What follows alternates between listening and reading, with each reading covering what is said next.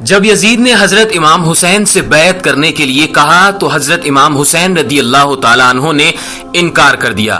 یزید نے یہ حکم بھجوایا کہ نواسہ رسول اگر میری بیعت نہ کرے تو اسے قتل کر دیا جائے۔ فوج یزید جو چاروں طرف سے اللہ کے رسول کے خاندان کو گھیرے ہوئی تھی، انہوں نے یہ طے کیا کہ 9 محرم کے دن نواسہ رسول اور ان کے ساتھیوں کو قتل کر دیں گے۔ مولا حسین نے حضرت عباس رضی اللہ تعالیٰ عنہ سے کہا، عباس جاؤ یزید کی فوج کے پاس، ان سے کہو کہ نبی کا نواسہ کہتا ہے ہمیں ایک رات اللہ کی عبادت کرنے کے لیے دی جائے۔ حضرت عباس رضی اللہ تعالیٰ عنہ جیسے ہی امام حسین رضی اللہ تعالیٰ عنہ کا فرمان فوج یزید کو سناتے ہیں تو وہ ہنسنے لگتے ہیں، اور یہ فیصلہ کیا گیا کہ اب جنگ 9 محرم کو نہیں بلکہ 10 محرم کو ہوگی۔ ہمیں اللہ کے دین پر قربان ہونا ہے۔ بس رات ڈھلنے لگی اور 10 محرم کا سورج طلوع ہونے لگا تو امام حسین رضی اللہ تعالیٰ عنہ نے امام علی اکبر سے کہا، جاؤ بیٹے اذان دو۔ اذان ہونے کے فوراً بعد رسول اللہ صلی اللہ علیہ وسلم کے جانثاروں نے فجر کی نماز پڑھی۔ اتنے میں فوج یزید کا نماز کے دوران حملہ شروع ہو جاتا ہے اور ہر ایک شہید شہادت کا جام پیتا گیا۔ کبھی حر شہید ہوتے ہیں تو کبھی قاسم شہید ہوتے ہیں تو کبھی علی اکبر شہید ہوتے ہیں، کبھی عباس علمبردار شہید ہوتے ہیں تو کبھی اون و محمد شہید ہوتے ہیں تو کبھی ننھے اصغر شہید ہوتے ہیں۔ ایک ایک کر کے خاندان رسول کے سبھی افراد شہید ہو گئے، اور پھر جب کوئی نہ رہا تو امام حسین رضی اللہ تعالیٰ عنہ خیمے میں آ کر کہتے ہیں، اے میری بہنوں، اے میری بیٹیوں، اپنے حسین کا آخری سلام قبول کرو۔ پھر حضرت امام حسین رضی اللہ تعالیٰ عنہ دوسرے خیمے میں جاتے ہیں جہاں پر آپ کے شہزادے امام زین العابدین رضی اللہ تعالیٰ عنہ بیمار بستر پر لیٹے ہوئے ہوتے ہیں۔ امام حسین رضی اللہ تعالیٰ عنہ فرماتے ہیں، زین العابدین اٹھو، اپنے بابا کا آخری سلام قبول کرو۔ امام زین العابدین اٹھتے ہیں اور دیکھتے ہیں کہ امام حسین رضی اللہ تعالیٰ عنہ خون سے رنگے ہوئے ہیں۔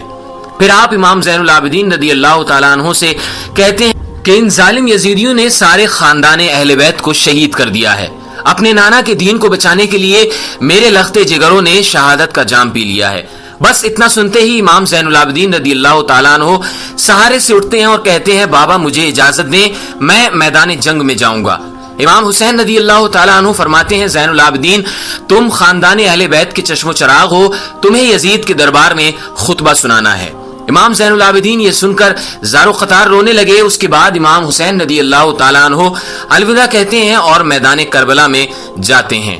امام حسین جیسے ہی میدان کربلا میں آتے ہیں تو سب سے پہلے آپ نے کہا، لوگوں میں تمہارے رسول کا نواسہ ہوں، میں وہ ہوں جس کو تمہارے رسول اپنے کاندھے پر سوار کرتے تھے، میں وہ ہوں جس کو تمہارے رسول اپنے سینے پر سلاتے تھے، میں وہ ہوں جس کے لیے تمہارے رسول کہتے تھے حسین مجھ سے ہے اور میں حسین سے ہوں، میں وہ ہوں جب نماز کے دوران اپنے نانا کی پشت مبارک کے اوپر سوار ہو جاتا تھا تو میرے نانا میرے احترام کے لیے سجدے کو لمبا کر دیتے تھے کہ ایسا نہ ہو کہ رسول اللہ صلی اللہ علیہ وسلم سجدے سے اٹھیں اور مجھے تکلیف ہو جائے۔ اے لوگوں، تم نے آج حسین کو رلایا ہے، تم نے اپنے ہاتھوں سے دنیا کے بدلے دوزخ کو لکھا ہے۔ بتاؤ میرا کیا گناہ ہے؟ کیا میں نے کوئی نماز قضا کی ہے؟ کیا میں نے کوئی ظلم کیا ہے؟ تو پھر یزیدیوں نے کہا، ہم تمہیں اس لیے نہیں مار رہے کہ تمہارا کوئی قصور ہے، بلکہ تمہیں اس لیے مار رہے ہیں کہ تم علی کے بیٹے ہو۔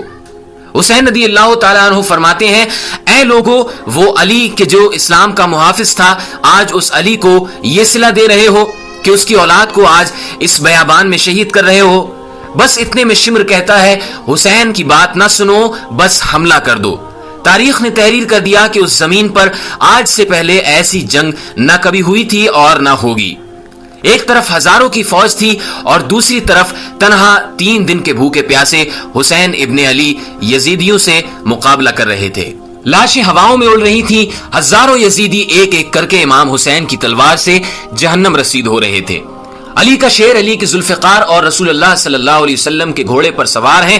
تاریخ نے تحریر کر دیا کہ فوج یزید بھاگتے بھاگتے کوفے تک جا پہنچی۔ عمر بن سعد کہتا ہے، شمر ابھی تک خاموش کیوں ہو، حملہ کیوں نہیں کرتے؟ وہ کہتا ہے، اگر میں جاؤں گا تو مر جاؤں گا، ارے حسین کے بچوں سے نہ لڑ سکے تو حسین سے کیا لڑیں گے؟ اس کی رگوں میں علی کا خون دوڑتا ہے، اس کی رگوں میں نبی کا خون دوڑتا ہے، جاؤ خیموں کو آگ لگا دو۔ شمر خیموں کو آگ لگاتا ہے اور عمر بن سعد کہتا ہے، ہرملہ حسین پر تیر چلاؤ، اور ہزاروں کی فوج نے امام حسین رضی اللہ تعالیٰ عنہ کے اوپر تیر چلانا شروع کر دیا اور خیموں میں آگ لگا دی۔ امام حسین کبھی فوج کی طرف جاتے ہیں اور کبھی خیموں کی طرف جاتے ہیں۔ اتنے میں عمر بن سعد کہتا ہے جس کے پاس جو چیز ہے وہ پھینک کر مارے۔ کسی نے نیزہ مارا، کسی نے تلوار پھینک کر ماری، کوئی تیر مار رہا ہے، کوئی پتھر مار رہا ہے۔ جس کے پاس مارنے کے لیے کچھ نہ تھا وہ کربلا کی گرم مٹی اٹھا کر حسین کی طرف پھینک رہا ہے۔ اور اتنے میں آواز آتی ہے حسین تو کامیاب ہو گیا۔ امام حسین رضی اللہ تعالیٰ عنہ نے جیسے ہی یہ صدا سنی اپنے سر کو جھکایا، اللہ کا شکر ادا کرنے لگے۔ وہ پتھر، وہ نیزے، وہ بھالے، وہ تیر، وہ کربلا کی گرم مٹی امام حسین کے جسم پر لگتی رہی۔ امام حسین گھوڑے کی پیٹھ سے زمین پر آ گرتے ہیں۔ اتنے میں عمر بن سعد نے کہا حسین گر گیا، جاؤ حسین کا سر قلم کرو تاکہ یہ خبر ہم یزید تک فوراً پہنچائیں اور ہمیں انعام ملے۔ جو قریب جاتا ہے اسے امام حسین کی آنکھوں میں رسول اللہ صلی اللہ علیہ وسلم کا چہرہ نظر آتا ہے، وہ روتا ہوا واپس آ جاتا ہے۔ اتنے میں شمر کہتا ہے یہ کام مجھ سے ہی ہوگا، لاؤ خنجر دو۔ شمر خنجر لے کر امام حسین کے قریب جاتا ہے اور امام حسین رضی اللہ تعالیٰ عنہ کا سر سجدے میں ہوتا ہے۔ شمر خنجر لے کر امام حسین رضی اللہ تعالیٰ عنہ کی گردن پر رکھتا ہے اور چلانے لگتا ہے۔ شمر نے دیکھا کہ امام حسین کچھ پڑھ رہے ہیں۔ اس نے مسکرا کر سوچا کہ شاید حسین پچھتا رہے ہیں۔ اس نے سوچا کہ قریب جا کر سنوں کہ حسین کیا کہہ رہے ہیں، پھر جا کر یزید کو سناؤں گا۔ اتنے میں شمر کان قریب کر کے سننے لگا تو امام حسین فرما رہے تھے یا اللہ قبول فرما اسے، تیرے دین کے لیے سب کچھ قربان کر دیا۔ یا اللہ گواہ رہنا، تیرے نبی کے نواسے نے تیرے دین کے لیے سب کچھ فدا کر دیا۔ امام حسین رضی اللہ تعالیٰ عنہ اس طرح شکر ادا کر رہے ہیں اور اپنے رب کی حمد و ثنا کر رہے ہیں۔ اتنے میں امام حسین رضی اللہ تعالیٰ عنہ نے آنکھیں کھولی اور شمر سے کہا بدبخت، کیا تجھے پتا نہیں میں کون ہوں؟ شمر نے کہا ہاں مجھے پتا ہے، تو رسول اللہ کا نواسا ہے، علی کا بیٹا ہے، فاطمہ کا لال ہے۔ امام حسین رضی اللہ تعالیٰ عنہ نے شمر سے کہا تم پھر بھی میرا قتل کر رہے ہو؟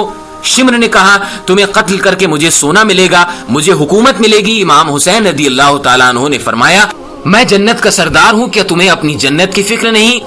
شمر ہنستا رہا اور امام حسین رضی اللہ تعالیٰ عنہ کی گردن پر خنجر چلاتا رہا۔ امام حسین رضی اللہ تعالیٰ عنہ اللہ کا ذکر کرتے رہے اور یوں نواسۂ رسول کا سر تن سے جدا ہو گیا۔ بس امام حسین رضی اللہ تعالیٰ عنہ کا سر قلم کرنا تھا، فوج یزید میں خوشی کا ماحول برپا ہو گیا، سب جھومنے لگے، ناچنے لگے۔ عمر بن سعد نے کہا لوٹو اہل بیت کے خیموں کو لوٹو۔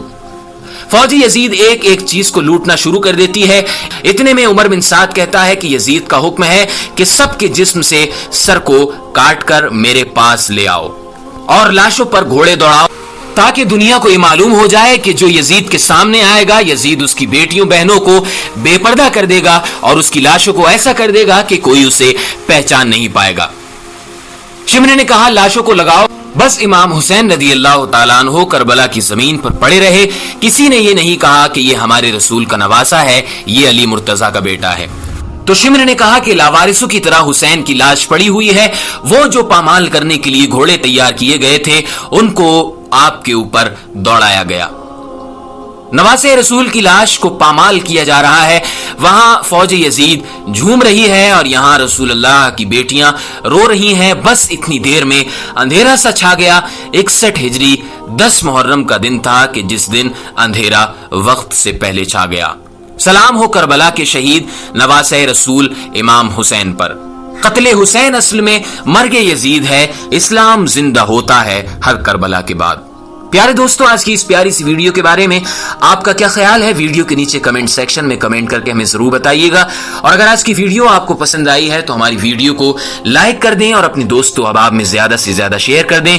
دوستو ملتے ہیں ایک نیکسٹ ویڈیو کے ساتھ، جب تک کے لیے اپنا اور گرد و نواح کے تمام ساتھیوں کا خیال رکھیے گا۔ خدا حافظ۔